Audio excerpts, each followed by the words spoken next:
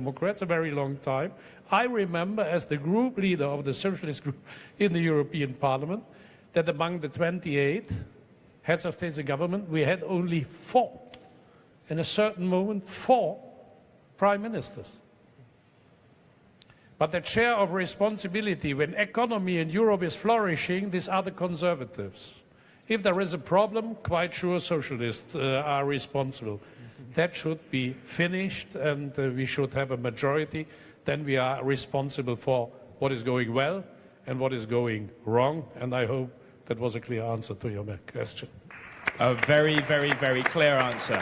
Now, I appreciate that we have very senior politicians here, which means that you're not accustomed to having very short answer, but I'm going to put you to challenge. I would wish for you, now, in the context of this panel being coming up with a solution to transcending from the current populistic discourse, I challenge to you to give us all your individual 1-minute picture of what a post-populism world would be. A 1-minute, shake your hand, 60-second response to what is a post-populism future in your mind. Please, Antonio. Eh bien, pour vaincre le populisme, il faut répondre positivement à la peur et aux angoisses des gens. Quelles sont les peurs, la peur et les angoisses? Tout d'abord, l'emploi. Donc, il faut donner un nouvel futur à la croissance et la création de l'emploi. Deuxièmement, les gens ont peur de ce qu'il se passe du point de vue de la sécurité. Donc, il faut renforcer la paix et être efficace dans le combat au terrorisme. Troisièmement, les gens ont des difficultés et ont peur à la préservation de son mode de vie. Et ça veut dire qu'il faut développer le dialogue entre les différentes cultures, entre les différentes religions, pour qu'on puisse reconstruire une culture de tolérance et de dialogue. Donc, sécurité dans l'emploi, sécurité vers les menaces extérieures et le terrorisme, sécurité sur un partage de vie en commun, ça sont les bonnes réponses pour vaincre le populisme. Et c'est pour ça qu'on doit travailler. Merci. Thank you. Michal. I'm sorry, but I think the question is wrong. How's the post-populist era is going to look like? I think we have to admit that this is the era, and there's two things in it. The way the messages are being handed over and the messages itself. The messages, the way, this is the reality show era. You cannot deny it.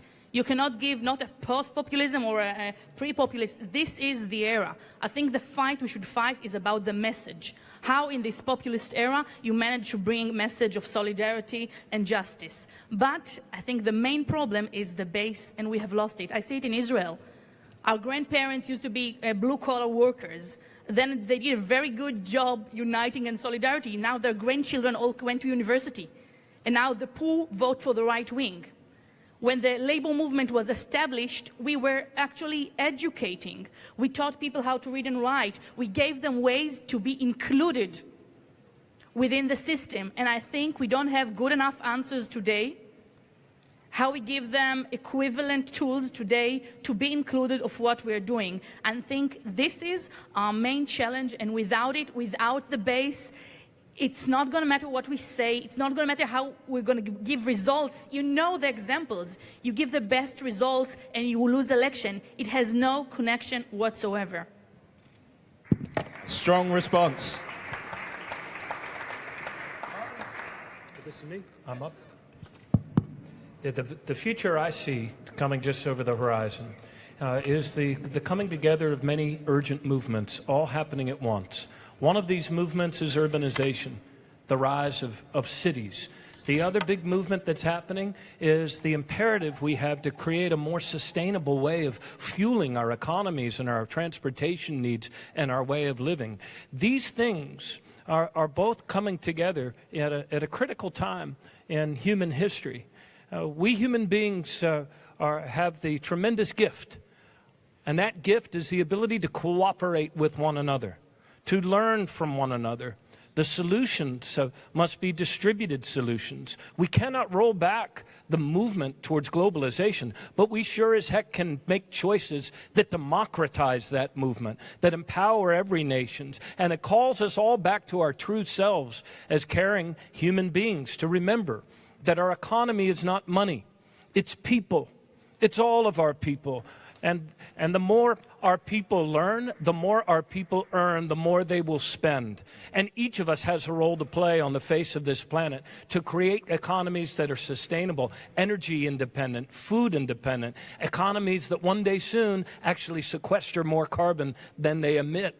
These are the solutions that will eradicate poverty around the world and will give way to a world of connectedness and cooperation where we leave behind us the things born of negativity and control, and instead embrace a future that's based on health, well-being, balance with one another and with the other living systems of this planet.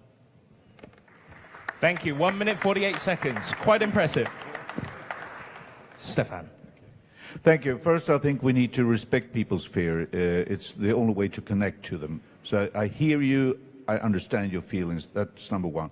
Two, we have to fight with both facts and feelings. In the time we have alternative facts, we have to show the true facts, but also the feelings. We have to argue with emotion, with devotion, because feelings is as important as facts in these days. Third is we have to stand for change. We have to not reject change. There will be change, but we have to take control of the change. And perhaps the answer is closer than we believe, that we can see. Agenda 2030 is basically nothing else than the Social Democratic program. Agenda 2030 is there now. We have to implement it. We reached an agreement in Paris on the climate change, on how to deal with that. That's also actually it's a bright spot in midst of all these negative populism. We need to show that we can take this from programs, from policies to concrete politics, concrete reforms, and also be able to compromise. I'm in a minority government. I do not have 50+1. I have 30. I do not even have a 50+1 with those I'm cooperating with in the parliament, meaning that I have to deal with that. I have to compromise, not only saying this is my truth, I won't do anything else. We have to show that we can take steps in the right direction. And lastly, the post-populism is when we've traveled from fear to courage, to see the future with courage. It's a social just society. It's a society with social security where people actually feel, yes, there will be change, but I can handle it.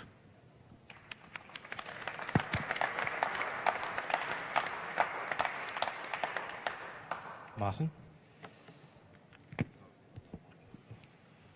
I think to try to give an answer in 60 seconds, in 1 minute, for this post-populist area, at the entrance of the National Archives in Washington is written in big golden letters, "Past is prologue." Past is prologue. That means political life is dynamic, but we have to learn every day from history.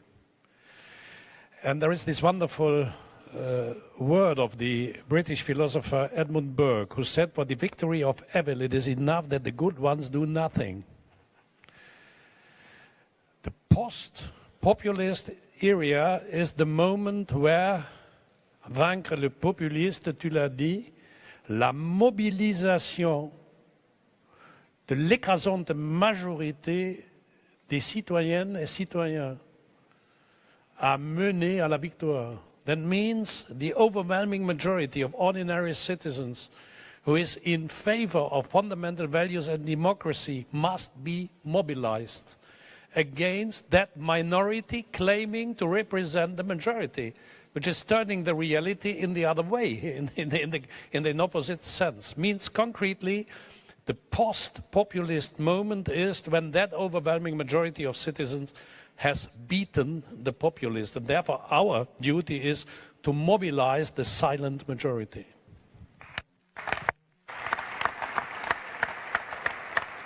And with that, although I'd like to let this continue for the next 5 days, I can't. So with another round of applause, please thank our panel, and we welcome the next video before we go on to the next panel. Thank you.